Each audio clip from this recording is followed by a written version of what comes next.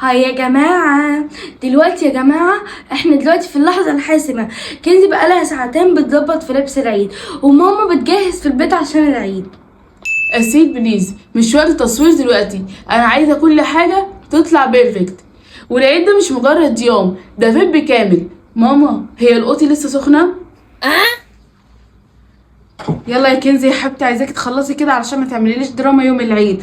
وبعدين يا كنزي يا حبيبتي، الجمال مش في اللبس، الجمال في نظافه البيت واللمه. ماما قولهم احنا بنعمل ايه دلوقتي. بنعمل خطه ليله العيد. كنزي بترتب لبسها، وانت المفروض تساعدينا ان احنا نرتب اطباق التقديم.